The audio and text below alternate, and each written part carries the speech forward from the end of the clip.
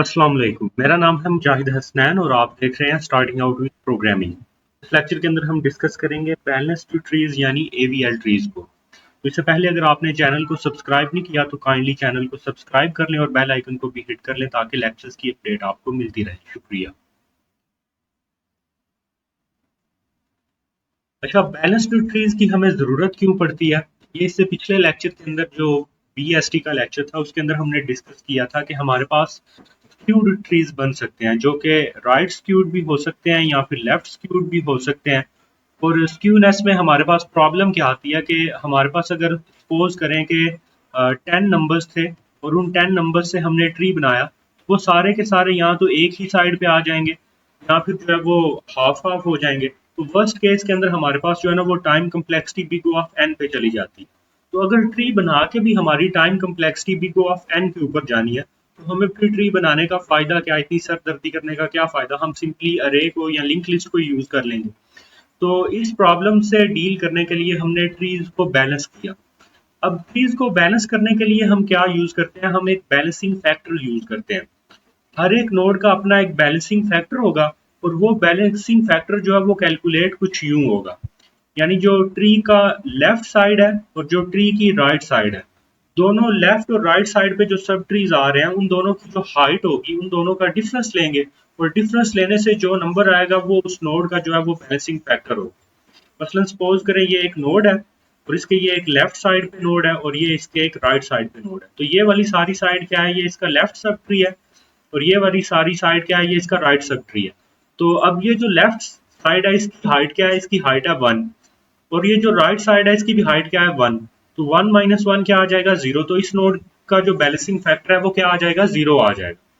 अब ये जितने भी बैलेंसिंग फैक्टर्स हमारे पास बन के आएंगे डिफरेंट डिफरेंट बन के आएंगे, उनमें से जो एक्सेप्टेबल है, एक्सेप्टेबल हमारे पास -1, 0 और +1, ये तीन बैलेंसिंग फैक्टर्स जो है ना ये हमारे पास एक्सेप्टेबल हों। इससे अगर कोई अलहदा आ जाएगा ना, लाइक मतलब -2 आ गया या फिर +2 आ गया या फिर -3 या फिर +3 आ गया, ये एक्सेप्टेबल नहीं होंगे। और जैसे ही हमारे पास जो है ना वो इनसे अलावा कोई भी बैलेंसिंग फैक्टर आएगा, हम डिफरेंट टाइप्स ऑफ रोटेशंस को परफॉर्म करके हम अपने जो ट्री है उसको हम अगेन बैलेंस्ड ट्री बना लेंगे ताकि जितने भी नोड्स हैं उन सब का जो बैलेंसिंग फैक्टर है वो -1, +1 या 0 ये तीन ही वैल्यूज आए और कोई भी वैल्यू ना आए। अगर इन तीन के अलावा कोई भी वैल्यू आएगी तो हमारे पास जो है ना वो चार तरह की प्रॉब्लम्स आएंगी। आर प्रॉब्लम आएगी, एल प्रॉब्लम आएगी, एल प्रॉब्लम आएगी और आर प्रॉब्लम आएगी। आर से मुराद है राइट राइट प्रॉब्लम, एल से मुराद है लेफ्ट लेफ्ट प्रॉब्लम, एल से मुराद है हमारे पास राइट लेफ्ट प्रॉब्लम, आर से मुराद है हमारे पास लेफ्ट राइट प्रॉब्लम। अब ये प्रॉब्लम्स कैसे आती हैं, इनको हम सॉल्व कैसे करेंगे ये देख लेते हैं। तो सबसे पहले हम जो डिस्कस करेंगे हम वो डिस्कस करेंगे आर प्रॉब्लम को। अब आर प्रॉब्लम को डिस्कस करने के लिए सपोज करें हम मेरे पास ये 5 नंबर्स दिए हुए हैं और इन 5 नंबर से मैंने एक ट्री बनाना है।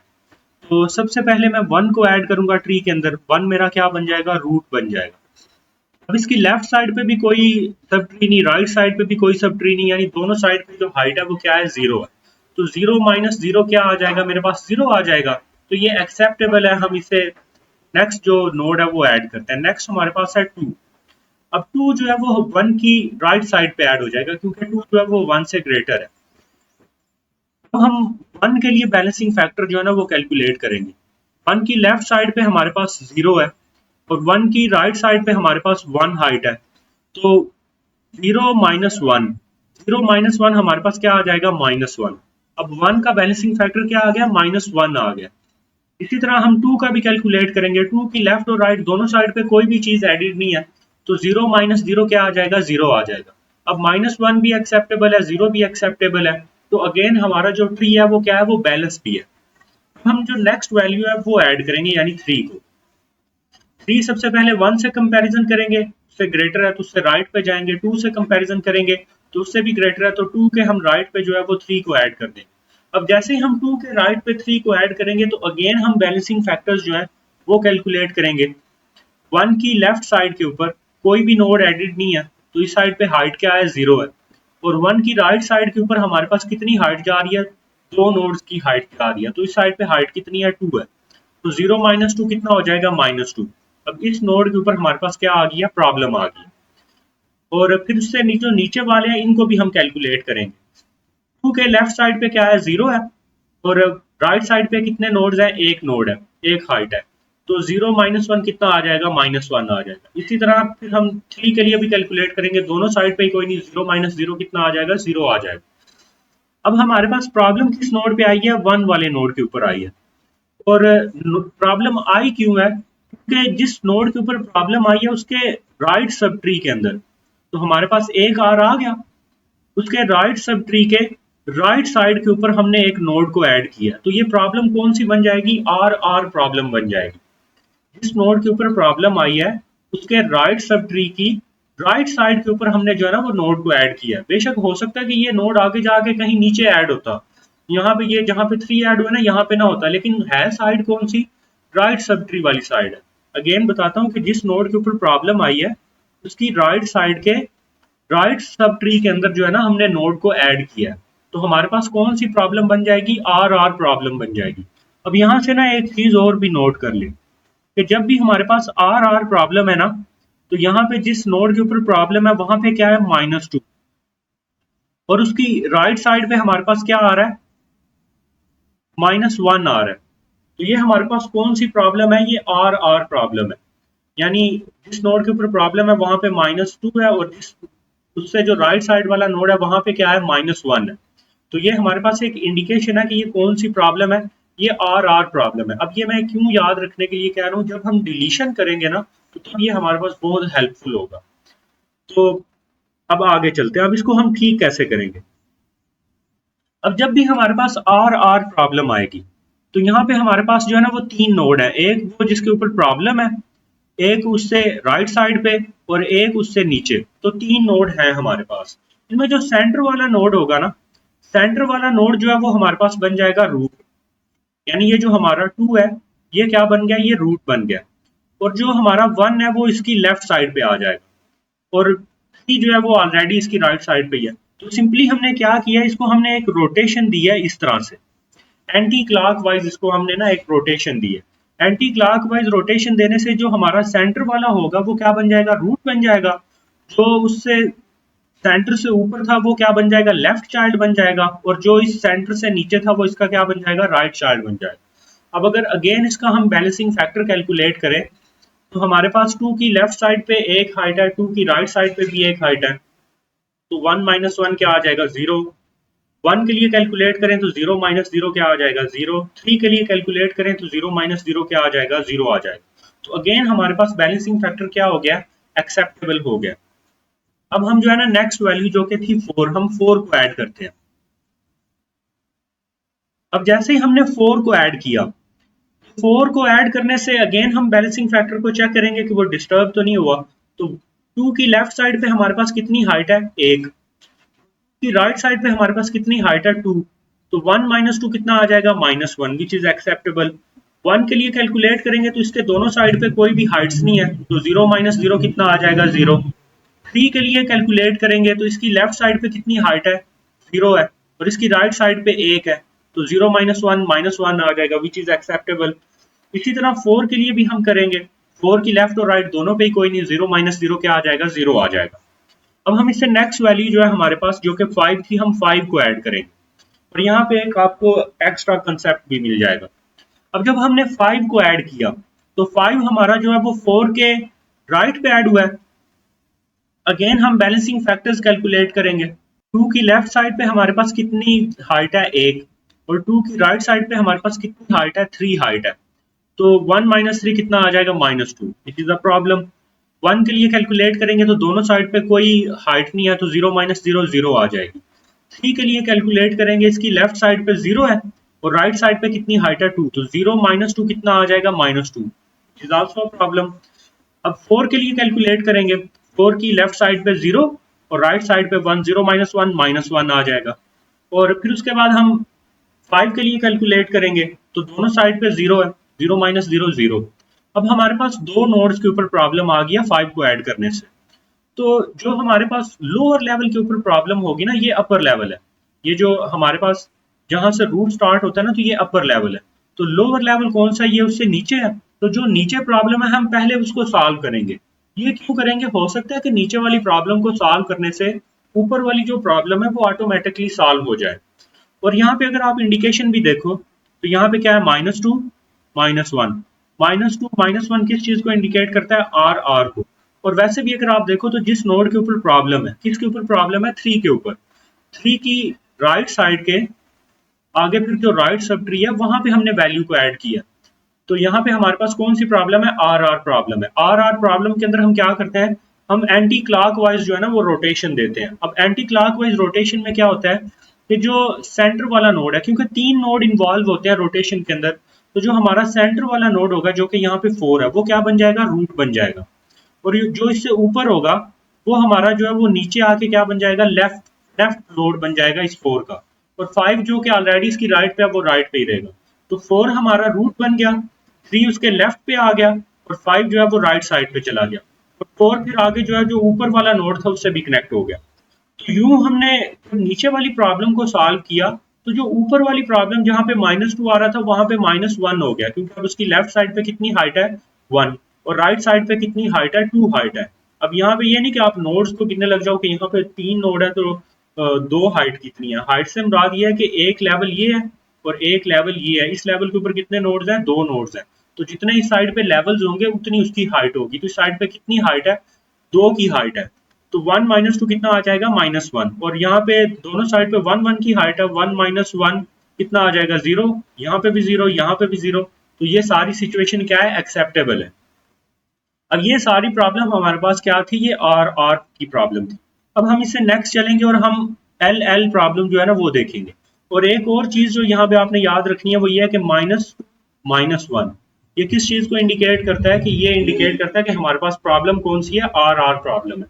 वैसे एडिशन के अंदर तो आपको ऑटोमेटिकली पता चल रहा होता है कि आपने जहां पे प्रॉब्लम आई है उसकी किस साइड पे नोड को ऐड किया, तो आर प्रॉब्लम है। लेकिन डिलीशन के अंदर जो है ना थोड़ा सा याद रखना मुश्किल होता है या फिर ढूंढना मुश्किल होता है। कैसे होता है? तो यहाँ से आप इसको जो है ना वो एडिशन करते हुए इसको साथ साथ जो है ना वो साथ इसको भी जहन में दोहराओ, ताकि आपको ये याद रहे कि जब भी आर प्रॉब्लम आएगी तो -2 -1 होगा हमारे पास। अब इससे नेक्स्ट हमारे पास जो प्रॉब्लम हम डिस्कस करेंगे वो है एल प्रॉब्लम। अब एल प्रॉब्लम के अंदर हमारे पास क्या होगा?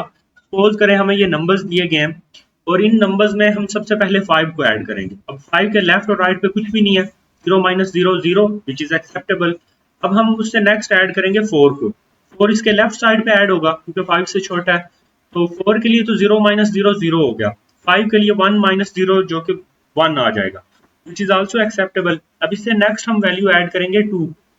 अब जैसे ही हम 2 को ऐड करेंगे तो 2 को ऐड करना 2 जो कि हमारे पास 4 की लेफ्ट साइड पे ऐड होगा। तो 2 को ऐड करते ही हमारे पास 5 के ऊपर प्रॉब्लम आ जाएगी, क्योंकि इस साइड पे हाइट कितनी होगी है 2 और इस साइड पे 0 है, तो 2 -0 कितना आ जाएगा? 2 आ जाएगा, विच इज अ प्रॉब्लम। और 4 के ऊपर हमारे पास क्या आ जाएगा? 1 आ जाएगा। इस साइड पे हाइट 1 है, इस साइड पे 0 है, 1 -0 1 आ जाएगा। और 2 पे हमारे पास 0 -0 कितना आ जाएगा? 0 आ जाएगा। अब यहाँ पे हमने जो जिस नोड के ऊपर प्रॉब्लम आई है उसकी लेफ्ट साइड के लेफ्ट सब ट्री के अंदर हमने इस वैल्यू को ऐड किया। तो इसलिए हमारे पास ये प्रॉब्लम कौन सी है? एल प्रॉब्लम है। और एल प्रॉब्लम की दूसरी इंडिकेशन क्या है? कि यहाँ पे +2 +1 होगा। अगर आप यहाँ पे देखो जहाँ पे प्रॉब्लम है वहां पे क्या आ रहा है? +2 आ रहा है। और उससे जो लेफ्ट साइड पे नोड है वहां पे क्या आ रहा है? +1 आ रहा है। तो +2 +1 किस चीज की इंडिकेशन है? एल प्रॉब्लम की। अब एल प्रॉब्लम में हम कौन सी रोटेशन देंगे? हम क्लॉकवाइज रोटेशन देंगे। आर प्रॉब्लम से टोटली ऑपोजिट, यानी क्लॉकवाइज रोटेशन होगी। और क्लॉकवाइज रोटेशन इसमें भी सेम ही होगा। जो सेंटर वाला नोड है वो बन जाएगा रूट, और जो उससे ऊपर है वो इसका राइट सब ट्री बन जाएगा, और जो इससे इससे नीचे है वो इसका लेफ्ट सब ट्री बन जाएगा। हमारे पास जो प्रॉब्लम सॉल्व होके आएगी वो कुछ इस तरह होगी। 4 रूट बन जाएगा, 2 उसका लेफ्ट और 5 जो है उसका राइट नोड बन जाएगा। और अब अगेन अगर हम इसका जो है ना वो बैलेंसिंग फैक्टर कैलकुलेट करेंगे तो 1 -1 0 0 -0 0 आ जाएगा, और इसका भी 0 -0 0 आ जाएगा, विच इज एक्सेप्टेबल। अब इससे हम नेक्स्ट वैल्यू जो है ना वो ऐड करेंगे। नेक्स्ट वैल्यू है हमारे पास 1। अब जब हमने 1 को ऐड किया बैलेंसिंग फैक्टर्स तो चेंज हुए, लेकिन कोई भी ऐसा नहीं था कि जो कि अनएक्सेप्टेबल हो। लाइक 4 जो है उसका 2 -1 1 आ गया, विच इज एक्सेप्टेबल। 2 के लिए भी 1 आ गया, विच इज एक्सेप्टेबल। 1 के लिए 0, विच इज एक्सेप्टेबल, 5 के लिए भी 0 विच इज एक्सेप्टेबल। अब हम नेक्स्ट वैल्यू को ऐड करेंगे जो कि है हमारे पास -5। अब जैसे ही हमने -5 को ऐड किया इसके अंदर, -5 को ऐड करने से अगेन यहाँ पे भी दो जगह पे प्रॉब्लम आई। एक तो रूट के ऊपर आई क्योंकि इस साइड पे हाइट कितनी है 3 और इस साइड पे कितनी हाइट है 1, तो 3 - 1 कितना आ जाएगा 2 आ जाएगा। फिर ये जो इसकी लेफ्ट साइड पे नोड है यहाँ पे भी क्या आ जाएगा 2 आ जाएगा, क्योंकि लेफ्ट साइड पे हाइट कितनी है 2, इस साइड पे 0 है तो 2 - 0 2 आ जाएगा। यहाँ पे 1 के ऊपर जो है वो 1 - 0 कितनी आ जाएगी 1, 5 के ऊपर 0 - 0 0, और यहाँ पे भी -5 के ऊपर 0 - 0 0 और 5 के ऊपर भी 0 - 0 0 आ जाएगी। अब यहाँ पे दो जगह पे प्रॉब्लम है, तो एल एल प्रॉब्लम में भी हम क्या करेंगे, जो हमारा लोअर लेवल के ऊपर प्रॉब्लम होगी हम पहले उसको सॉल्व करेंगे, तो ऊपर वाली ऑटोमेटिकली मोस्टली सॉल्व हो जाएगी। तो यहाँ पे अगर आप देखो तो यहाँ पे क्या आ रहा है 2 और यहाँ पे क्या आ रहा है 1, तो +2 +1 किसको इंडिकेट करता है, एल एल प्रॉब्लम को इंडिकेट करता है। और एल एल प्रॉब्लम में हम क्या करेंगे, इस साइड पे क्लॉकवाइज रोटेशन देंगे, और क्लॉकवाइज रोटेशन में क्या होगा कि जिस नोड पे प्रॉब्लम है उससे नीचे वाला ये हमारा सेंटर नोड होगा, क्योंकि 3 नोड इन्वॉल्व होते हैं रोटेशन के अंदर, तो 3 में से जो सेंटर वाला नोड है ये हमारा क्या बन जाएगा, रूट बन जाएगा, और जो ऊपर वाला है वो हमारा राइट सब ट्री बन जाएगा, और जो नीचे वाला है वो लेफ्ट सब ट्री में चला जाएगा। तो यूं हमारे पास अब अगेन अगर इस प्रॉब्लम की हम बैलेंसिंग फैक्टर को कैलकुलेट करें तो 4 की आ गई है, इस साइड पे 2 हाइट है तो 2 - 1 कितना आ जाएगा 1, और इस साइड पे 1 1 हाइट है तो यहाँ पे -1 और +1 कितना आ जाएगा 0, और यहाँ पे 0, यहाँ पे भी 0, यहाँ पे भी 0, विच इज एक्सेप्टेबल। अब हम जो प्रॉब्लम को डिस्कस करेंगे वो है हमारे पास आर एल प्रॉब्लम। अब आर एल प्रॉब्लम के अंदर हमारे पास नाम से जाहिर है, वैसे जैसे आर आर प्रॉब्लम में क्या होता है कि हम राइट साइड पे राइट सब ट्री के अंदर वैल्यू को ऐड करते हैं, तो यहाँ पे जिस नोड पे प्रॉब्लम आएगी उसकी राइट साइड की आगे लेफ्ट सब ट्री के अंदर हमने वैल्यू को ऐड किया हो। खैर इस प्रॉब्लम को अब देखते हैं। तो सपोज करें ये 3 वैल्यूज हैं, इन 3 वैल्यूज से हमने ट्री बनाना है, तो सबसे पहले हम ऐड करेंगे 20 को, तो 20 पे बैलेंसिंग फैक्टर 0 ही होगा क्योंकि कोई भी लेफ्ट या राइट हाइट नहीं है। फिर उसके बाद हम ऐड करेंगे 50 को, 50 इसकी लेफ्ट साइड राइट साइड पे ऐड होगा, तो 20 का बैलेंसिंग फैक्टर चेंज होकर -1 हो जाएगा क्योंकि लेफ्ट साइड पे कोई ट्री नहीं है और इस साइड पे ट्री की हाइट 1 है, तो 0 - 1 -1 आ जाएगा, और 50 के लिए 0 - 0 0 आ जाएगा। हम ऐड करेंगे 45 को। अब जैसे ही हम 45 को ऐड करेंगे तो 45 के ऐड करने से हमारे पास जो बैलेंसिंग फैक्टर है वो डिस्टर्ब हो जाएंगे। अब वो बैलेंसिंग फैक्टर डिस्टर्ब कैसे होंगे कि 20 की लेफ्ट साइड पे हमारे पास 0 है और 20 की राइट साइड पे हमारे पास 2 की हाइट आ रही है, तो 0 - 2 हमारे पास कितना आ जाएगा -2, तो 20 का बैलेंसिंग फैक्टर जो है वो खराब हो गया। ये हमारे पास क्या है, प्रॉब्लम। अब जो जहाँ पे प्रॉब्लम होती है तो वहां से हम कैसे इंडिकेट करते हैं कि कौन सी प्रॉब्लम है। अब हमने ऐड किसको किया था, 45 को, तो 20 के राइट साइड की लेफ्ट सब ट्री के अंदर हमने वैल्यू को ऐड किया, तो हमारे पास कौन सी प्रॉब्लम है, ये आर एल प्रॉब्लम है।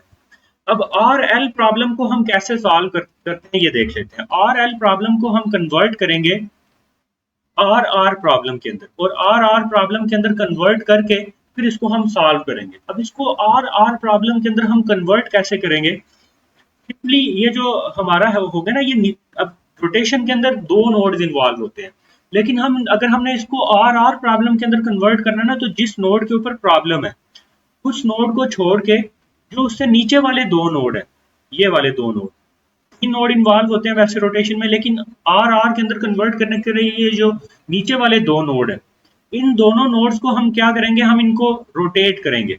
अब इनको रोटेट करने के लिए हम क्या करेंगे कि जो 45 है इसको भेज देंगे 50 की जगह पे, 50 को एक स्टेप नीचे भेजेंगे और ये इसका जो है वो राइट चाइल्ड बन जाएगा, यानी रोटेशन हो जाएगी दोनों।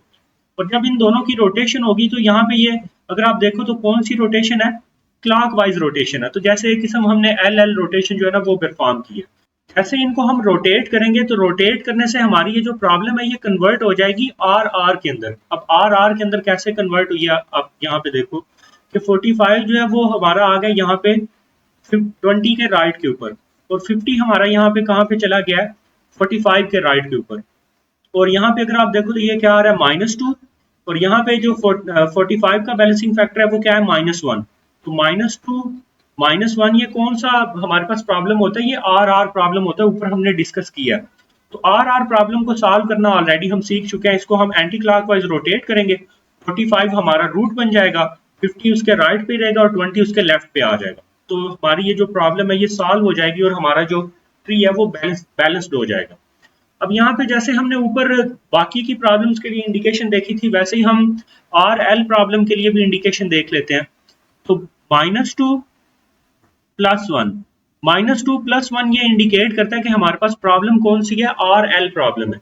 जैसे -2 -1 इंडिकेट करता है ना कि हमारे पास आर आर प्रॉब्लम है, वैसे ही हमारे पास -2 +1 इंडिकेट करता है कि ये हमारे पास कौन सी प्रॉब्लम है, ये आर एल प्रॉब्लम है। अब इससे नेक्स्ट चलते हैं और नेक्स्ट हम जो है ना वो एल आर प्रॉब्लम को देखें। अब एल आर प्रॉब्लम में सपोज करें हमारे पास ये 3 नंबर्स दिए गए हैं, इन 3 नंबर से हम ट्री एक बनाएंगे। तो सबसे पहले आएगा 50 क्योंकि रूट है, इसके लेफ्ट और राइट पे भी कुछ भी नहीं है, तो 0 - 0 क्या आ जाएगा, 0। फिर उसके बाद हम 50 के लेफ्ट पे ऐड करेंगे 30 को। तो जैसे ही 30 ऐड होगा, बैलेंसिंग फैक्टर्स चेंज होंगे लेकिन स्टिल एक्सेप्टेबल है, क्योंकि 50 का बैलेंसिंग फैक्टर 1 है, 30 का 0 है, तो दोनों एक्सेप्टेबल है। फिर उसके बाद हम ऐड करेंगे 45 को। अब 45 जो है वो 30 के राइट पे ऐड होगा। अब इससे हमारे पास प्रॉब्लम आ जाएगी। रूट के ऊपर हमारे पास बैलेंसिंग फैक्टर आ जाएगा 2, क्योंकि इस साइड पे हाइट कितनी है, 2 है, और इसकी राइट साइड पे हाइट जो है वो 0 है, 2 - 0 2 आ जाएगा, तो ये एक प्रॉब्लम है। इसके बाद हम 30 के लिए कैलकुलेट करेंगे, तो इसकी लेफ्ट साइड पे 0 है और इसकी राइट साइड पे 1 है, तो 0 - 1 -1 आ जाएगी। फिर उसके बाद 45 के लिए करेंगे, तो ये हमारे पास 0 - 0 0 आ जाएगा। अब यहाँ पे जिस नोड के ऊपर प्रॉब्लम है उसकी लेफ्ट साइड की राइट सब ट्री के अंदर हमने वैल्यू को ऐड किया, 45 को ऐड किया ना, तो 50 के लेफ्ट से राइट पे ऐड किया, तो ये हमारे पास कौन सी प्रॉब्लम है, एल आर प्रॉब्लम है। और एल आर प्रॉब्लम की जो दूसरी इंडिकेशन है वो ये है कि प्रॉब्लम वाले नोड के ऊपर 2 होगा और उससे लेफ्ट साइड पे हमारे पास -1 होगा। तो ये हमारे पास किस चीज की इंडिकेशन होगी कि ये हमारे पास एल आर प्रॉब्लम। अब जैसे हमने आर एल प्रॉब्लम को हमने कन्वर्ट किया था आर आर के अंदर, ऐसे ही हम एल आर प्रॉब्लम को हम कन्वर्ट करेंगे एल एल प्रॉब्लम के अंदर। अब एल एल प्रॉब्लम के अंदर हम इसको कैसे कन्वर्ट करेंगे कि पहले ये जो दो नीचे वाले नोड है, इन दो नोड्स को हम रोटेट करेंगे एंटी क्लॉकवाइज।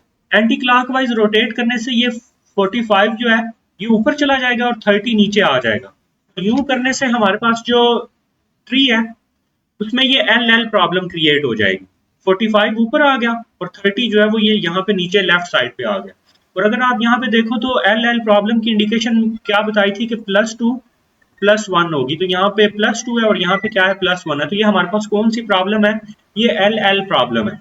अब एल एल प्रॉब्लम को हम कैसे सॉल्व करवाते हैं कि तीनों नोड्स को हम क्या करेंगे, क्लॉकवाइज रोटेट करेंगे। और क्लॉकवाइज रोटेट करने में क्या होगा कि जो सेंटर वाला नोड होगा वो रूट बन जाएगा, ऊपर वाला जो नोड है वो उसकी राइट सब ट्री के अंदर और जो नीचे वाला नोड है वो लेफ्ट सब ट्री के अंदर आ जाएगा। और यूं हमारे पास ये प्रॉब्लम भी क्या हो जाएगी, सॉल्व हो जाएगी। अब इन चारों प्रॉब्लम्स को हमने एक दफा तो देख लिया, अब इनके थोड़े से जो कम्प्लेक्स वेरिएंट्स है वो भी देख लेते हैं कि वो कैसे सॉल्व होंगे। यहाँ पे सिर्फ 3 नोड्स की बजाय जो है ना वो पूरा पूरा सब ट्री जो है ना वो इन्वॉल्व होगा रोटेशंस के अंदर।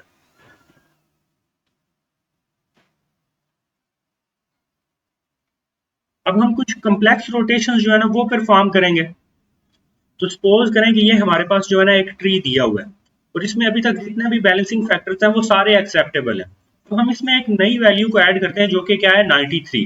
अब 93 जो है हमारा, ये 95 के जो है ना ये लेफ्ट पे ऐड होगा यहाँ पे।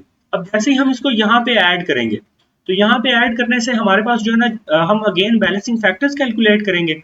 और बैलेंसिंग फैक्टर्स जब हम कैलकुलेट करेंगे तो सबसे पहले हम 50 का करेंगे। 50 की लेफ्ट साइड पे कितनी हाइट है, 2। 50 की राइट साइड पे कितनी हाइट है, 4। तो 2 - 4 कितना आ जाएगा, -2। इस 30 के लिए कैलकुलेट करेंगे, 1 - 0 -1 आ जाएगा। 25 के लिए करेंगे तो इसके लिए 0 आ जाएगी। इन दोनों के लिए तो एक्सेप्टेबल है, लेकिन यहाँ पे प्रॉब्लम है हमारे पास। सेम हमारे पास 70 के लिए भी प्रॉब्लम आ जाएगी, क्योंकि इसकी लेफ्ट साइड पे 1 और राइट साइड पे कितनी है, 3। तो 1 - 3 कितना आ जाएगा, -2। इसी तरह 55 के लिए 0 - 0। 90 के लिए जो है वो 1 - 2 हमारे पास -1 आ जाएगा। और 75 के लिए हमारे पास क्या आ जाएगा, 0।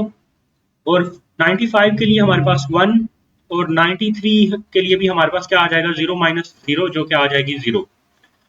अब यहाँ पे प्रॉब्लम को सबसे पहले ढूंढना है हमने। प्रॉब्लम हमारी कहाँ पे आई है, इन दो नोड्स के ऊपर आई है। सॉल्व किसके लिए हम पहले करेंगे, लोअर लेवल वाली के लिए, यानी 70 के लिए सबसे पहले सॉल्व करेंगे। अब प्रॉब्लम है कौन सी, पहले ये आइडेंटिफाई करना है। हमने ऐड किया था 93 को, तो 93 को हमने 70 के राइट साइड पे जो कि 90 है, और उससे आगे उसके राइट सब ट्री के अंदर ऐड किया है। इवन दो ये 93 बना कौन सा नोड है, लेफ्ट नोड बना है, लेकिन जिस साइड सब ट्री कौन सा बन रहा है, जिस जहां पे हमने ऐड किया, ये राइट सब ट्री है। 90 का कौन सा सब ट्री है, ये राइट सब ट्री है। तो हमारे पास प्रॉब्लम कौन सी बन गई, आर आर प्रॉब्लम। दूसरी इसकी पहचान क्या है आर आर प्रॉब्लम की, कि जहां पे प्रॉब्लम है वहां पे क्या होगा, -1, और उससे नीचे वाले नोड पे क्या होगा, -1 होगा। -2 -1 हमारे पास क्या इंडिकेशन है, आर आर प्रॉब्लम। तो आर आर प्रॉब्लम के अंदर हमारे पास रोटेशन जो कौन कौन सी होती है, वो एंटी क्लॉकवाइज रोटेशन होगी। और उसमें कितने नोड्स इन्वॉल्व होते हैं, 3 नोड्स इन्वॉल्व होते हैं। यहाँ पे जो 3 नोड इन्वॉल्व होंगे ये वो 70, 90 और 95, और इनसे आगे जो लिंक्ड हमारे पास नोड्स हैं वो भी साथ में इन्वॉल्व होंगे। तो बेसिकली हम 3 नोड्स को नहीं, 3 सब ट्रीज को यहाँ पे जो है ना वो रोटेट करेंगे। अब यहाँ पे होगा क्या, अगर यहाँ पे सब ट्री आ गए, एज यूजुअल जो सेंटर वाला होगा ना, यानी जो 90 है, ये सेंटर वाला ना, क्योंकि 3 नोड अगर इन्वॉल्व हो रहे हैं, तो एक 70 है, एक 90 और एक 95। तो जो 90 है ये क्या बन जाएगा, ये रूट बन जाएगा। 70 जो है वो क्या हो जाएगा, वो इसके लेफ्ट साइड पे आ जाएगा रोटेट होके, और जो 95 है वो इसकी राइट साइड पे रहेगा। अब आप पूछ रहे होंगे कि ये जो 75 है इसका क्या बनेगा। 75 को आप यहाँ पे ना अभी ना डॉटेड लाइन के जरिए कनेक्ट करेंगे 90 से, यानी ये हमारे पास कौन सी स्टेज है, इंटरमीडिएट स्टेज है। अभी हम स्टेबल स्टेज के अंदर नहीं गए। अब ये जो, क्योंकि हमारे पास बाइनरी ट्री है और एक नोड के 3 जो है ना वो चाइल्ड नहीं हो सकते, तो हम यहाँ पे 75 को यहाँ से हटा के इसकी जो एक्चुअल लोकेशन बन रही होगी इसको वहां पे शिफ्ट कर देंगे। तो 75 की एक्चुअल लोकेशन बन रही है यहाँ पे 70 के राइट के ऊपर, तो हम यहाँ पे इसको 70 के राइट के ऊपर 75 को ऐड कर देंगे। और अगेन अगर हम जो है ना इस सारे ट्री के बैलेंसिंग फैक्टर्स को हम कैलकुलेट करेंगे, तो हमारे पास जो है ना वो सारे एक्सेप्टेबल जो बैलेंसिंग फैक्टर्स है वो आ रहे होंगे। इसी तरह हम एक और प्रॉब्लम इसी तरह की देखेंगे जिसमें एक कम्प्लेक्स रोटेशन आ रही है। हमारे पास एक ये ट्री दिया हुआ है, इसमें हम ऐड करेंगे 35 को। अब जब हम इसमें 35 को ऐड करेंगे, 35 ऐड होगा हमारा 49 के लेफ्ट के ऊपर। और जब ये 49 के लेफ्ट के ऊपर ऐड होगा तो हमारे पास यहाँ पे रूट के ऊपर प्रॉब्लम आ गई कि इसका बैलेंसिंग फैक्टर जो है वो क्या आ गया, वो 2 आ गया। और यहाँ पे इसके लेफ्ट साइड पे -1 है, यहाँ पे 0 है, यहाँ पे 1 है और यहाँ पे 0 है। सबसे पहले हम अपनी प्रॉब्लम को आइडेंटिफाई करेंगे कि प्रॉब्लम कौन सी है। अब जिस रूट के ऊपर प्रॉब्लम है, जिस नोड के ऊपर प्रॉब्लम है, वहां पे हमारा, वहां से हमने लेफ्ट साइड पे गए और लेफ्ट से आगे हमने राइट सब ट्री के अंदर वैल्यू को ऐड किया। तो हमारे पास ये प्रॉब्लम कौन सी हो जाएगी, एल आर प्रॉब्लम होगी। और एल आर प्रॉब्लम की जो दूसरी इंडिकेशन थी वो ये थी कि +2 -1 होगा। अगर यहाँ पे आप देखो तो जहाँ पे प्रॉब्लम है वो क्या है, 2, और जो इससे लेफ्ट साइड है वहां पे क्या है, -1। तो ये हमारे पास कौन सी प्रॉब्लम है, एल आर प्रॉब्लम है। अब हम इस एल आर प्रॉब्लम को, जिसमें हमारे पास जो है ना वो बजाय सिंगल सिंगल नोड के हमारे पास सब ट्रीज इन्वॉल्व हो रहे हैं, इसको हम कैसे सॉल्व करेंगे। सबसे पहले तो जो हमारे नीचे वाले नोड है जहां पे हमारे पास ये प्रॉब्लम है, इन दोनों नोड्स को हम क्या करेंगे, रोटेट करेंगे। प्रॉब्लम वाले नोड को छोड़ के ये जो रिमेनिंग नोड्स हैं इनको हम रोटेशन देंगे। और जब इनको हम रोटेशन देंगे तो रोटेशन हमारी कौन सी होगी, यहाँ पे हमारी एंटी क्लॉकवाइज रोटेशन होगी, क्योंकि इसको इसको हमने किस प्रॉब्लम के अंदर कन्वर्ट करना है, एल एल प्रॉब्लम के अंदर कन्वर्ट करना है। 35 एक स्टेप ऊपर मूव होगा, 49 जो है ये भी एक स्टेप ऊपर मूव होगा, 30 एक स्टेप यहाँ से नीचे आएगा और ये भी एक स्टेप यहाँ से नीचे आएगा। तो अगर आप यहाँ पे देखो तो ये कौन सी रोटेशन हो रही है, ये हमारी एंटी क्लॉकवाइज रोटेशन हो रही है। और जैसे हम इसको ये एंटी क्लॉकवाइज रोटेशन देंगे, तो एंटी क्लॉकवाइज रोटेशन देने के बाद हमारे पास ये जो ट्री बन रहा है जिसमें 49 जो है वो 30 की जगह पे चला गया, 30 25 की, और 25 उससे एक स्टेप नीचे यानी उसके लेफ्ट साइड पे। तो यहाँ पे हमारे पास जो बैलेंसिंग फैक्टर्स बन रहे हैं, अगर आप वो यहाँ पे देखो तो वो ये 2 बन रहा है जिसमें प्रॉब्लम है, और उससे नीचे वाले पे क्या बन रहा है, 1 बन रहा है। तो +2 +1 ये किस चीज की इंडिकेशन होती है कि हमारे पास एल एल प्रॉब्लम बन गई है। तो जैसे ही हमारे पास एल एल प्रॉब्लम बनेगी तो हम क्या करेंगे, इसको हम क्लॉक वाइज रोटेट करेंगे। और क्लॉक वाइज रोटेशन के अंदर 3 नोड शामिल होंगे, जिसमें प्रॉब्लम है वो, और उससे नीचे वाला, और उससे नीचे वाला, ये 3 नोड जो है ना वो इन्वॉल्व होते हैं। लेकिन यहाँ पे इनके आगे चाइल्ड भी हैं। बेसिकली यहाँ पे 3 नोड्स की बजाय क्या होंगे, 3 सब ट्रीज जो है ना वो इन्वॉल्व होंगे। इसमें जो दरमियान वाला सब ट्री है वो बन जाएगा हमारा रूट, यानी जो 49 है, 49 हमारा क्या बन जाएगा, रूट बन जाएगा।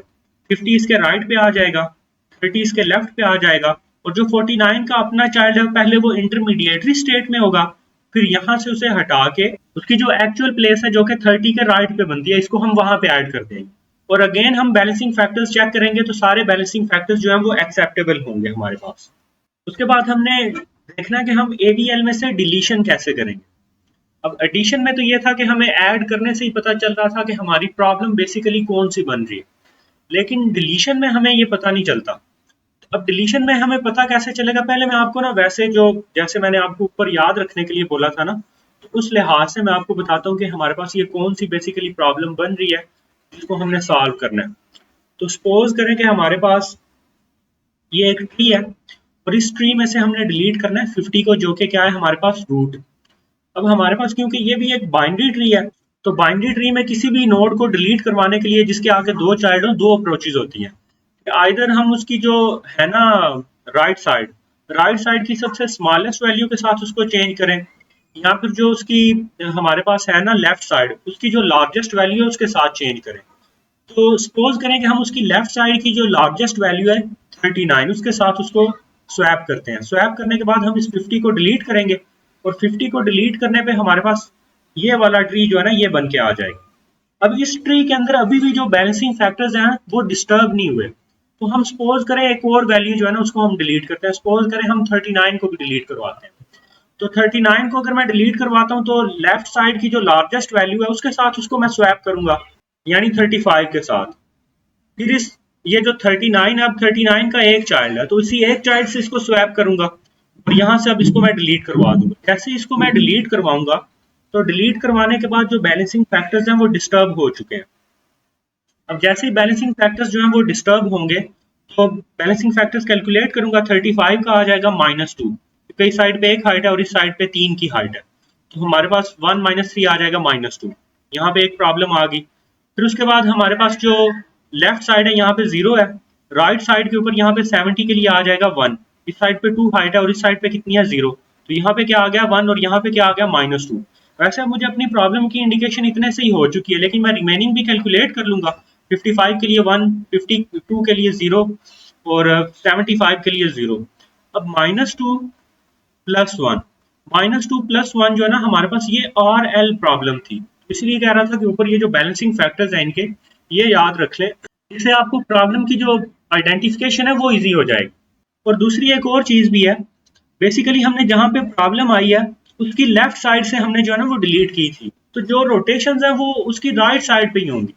अब राइट साइड पे हमारे पास RR प्रॉब्लम है या फिर RL प्रॉब्लम है, हमने बस ये चीज देखनी है। अगर तो हमारे पास ये क्लियर इंडिकेशन आ रही है इस चीज की, अगर -1 प्लस 1 आ रहा है तो हमारे पास कौन सी होगी, RL होगी। और अगर हमारे पास जो है ना वो -2 -1 है तो फिर हमारे पास कौन सी प्रॉब्लम होगी, RR प्रॉब्लम होगी।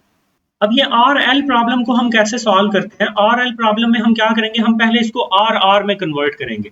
अब RR में कन्वर्ट करने के लिए हम क्या करेंगे, RR में कन्वर्ट करने के लिए इसको हम पहले जो है ना वो एक क्लॉकवाइज रोटेशन देंगे, यानी 55 यहाँ पे 52 यहाँ पे 55 की जगह पे जाएगा, 55 यहाँ पे 70 की जगह पे जाएगा, 70 नीचे यहाँ पे 75 की जगह पे आएगा और ये यहाँ से एक स्टेप नीचे जो है ना वो इसके राइट पे, यानी 75 यहाँ पे एक आगे राइट चाइल्ड बनेगा।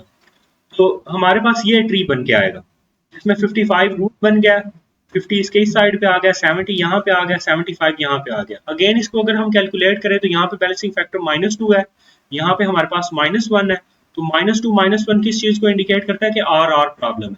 और RR प्रॉब्लम के अंदर अब बजाय सिंगल सिंगल नोड इन्वॉल्व होने के हमारे पास जो है ना वो सब ट्रीज इन्वॉल्व हो रहे हैं।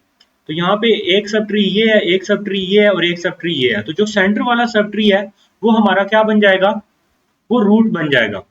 55 हमारा रूट बन गया, 35 और 22 ये सब ट्री इसकी लेफ्ट पे, ये वाला सब ट्री इसके राइट पे, और जो इसका अपना नोड है 52 जो है अभी इंटरमीडिएटरी स्टेट में है, तो इसको हम इसकी एक्चुअल प्लेस पे हम जब मूव करेंगे तो वो 35 के राइट पे आ जाएगा। यूं हम अपनी जो प्रॉब्लम है उसको आइडेंटिफाई कर सकते हैं। अब एक तो तरीका ये था कि आप ये चीज याद रख लो कि कौन सा प्लस माइनस आने पे हमारे पास कौन सी प्रॉब्लम होगी, कि -2 -1 आने पे RR है, -2 + 1 आने पे RL प्रॉब्लम है। दूसरा मेथड ये है कि जब आप कोई भी चीज आप डिलीट कर रहे हो ना, तो डिलीट करते हुए आप ये देख लो कि जहां पे प्रॉब्लम आई है, अब जब हमने नोड को डिलीट करवाया था तो हमने नोड को हमने लेफ्ट साइड से डिलीट करवाया था ट्री के। अगर ये ट्री है तो ट्री की लेफ्ट साइड से हमने डिलीट करवाया था। तो डिलीट करने पे हमारे पास जो है ना जो प्रॉब्लम आई थी वो इस रूट के ऊपर प्रॉब्लम आ गई थी। अब जहां पे प्रॉब्लम आई है उससे नीचे वाली साइड पे आपने देखना है कि हमारे पास कौन सी वैल्यू है। यहाँ पे क्या आ रहा है, 1 आ रहा है, +1 आ रहा है। अब हमने लेफ्ट साइड से डिलीट करवाया था और जहां पे प्रॉब्लम आई थी उससे राइट साइड पे, उसकी दूसरी साइड पे हमारे पास क्या आ रहा है, 1 आ रहा है। तो हमारे पास ये कौन सी प्रॉब्लम बन जाएगी, L1 बन जाएंगी, L+1 यानी, क्योंकि जिस साइड से हमने डिलीट किया उस साइड पे तो रोटेशन होनी नहीं ना, दूसरी साइड पे हाइट इंक्रीज हुई है जिसकी वजह से हमारे पास प्रॉब्लम आई है। तो दूसरी साइड पे यहाँ पे हमारे पास कौन सा जो है ना वो बैलेंसिंग फैक्टर आ रहा है, हमने ये देखना है। तो हमने जब लेफ्ट साइड से डिलीट करवाया तो राइट साइड के जो सिबलिंग नोड था वहां पे हमारे पास क्या आ रहा है, +1 आ रहा है। तो हमारे पास ये L1 प्रॉब्लम होगी और L1 के अंदर हम कौन सी रोटेशन परफॉर्म करेंगे, RL को परफॉर्म करेंगे। तो ये वाला ये जो एक ट्री है ना, इस ट्री को आप याद रख सकते हो। इसी तरह जब आप राइट साइड से कुछ डिलीट करवाओगे ना तो आपने देखना है कि लेफ्ट साइड पे कौन से फैक्टर्स आ रहे हैं। अगर लेफ्ट साइड के ऊपर जो है वो 1 आ रहा होगा, यानी आपने सपोज करें ना ये ट्री है और ट्री में से यहाँ से आपने इसने राइट साइड पे कोई चीज डिलीट करवाई है, तो डिलीट करवाने पे हम लेफ्ट साइड पे देखेंगे जो उसकी ऑपोजिट साइड है वहां पे कौन सा बैलेंसिंग फैक्टर आ रहा है। अगर यहाँ पे 1 होगा तो राइट साइड से डिलीट करवाया था तो हमारे पास कौन सी प्रॉब्लम है, R1। R1 में हम क्या करेंगे, L प्रॉब्लम। तो मेरे ख्याल से इसको याद रखने से बेहतर है कि आप ये याद रख लो कि -2 -1 पे हमारे पास क्या आता है, R आता है, +2 +1 पे हमारे पास क्या आता है, L आता है। तो ये याद रखना मेरे ख्याल से ज्यादा इजी है। जहां पे भी आपको नजर आएगा आपको प्रॉब्लम की आइडेंटिफिकेशन होगी, आप बस सिंपली रोटेशन परफॉर्म करो। ये एक एक्स्ट्रा ट्री को याद रखने की आपको जरूरत ही नहीं पड़ेगी। आई होप सो आपको एवीएल ट्री की अच्छे से समझ आ गई हो। अब इससे नेक्स्ट लेक्चर के अंदर हम डिस्कस करेंगे हीप ट्रीज को। तो चैनल को सब्सक्राइब कर ले और बेल आइकन को भी हिट कर ले ताकि लेक्चर की अपडेट आपको मिलती रहे। शुक्रिया।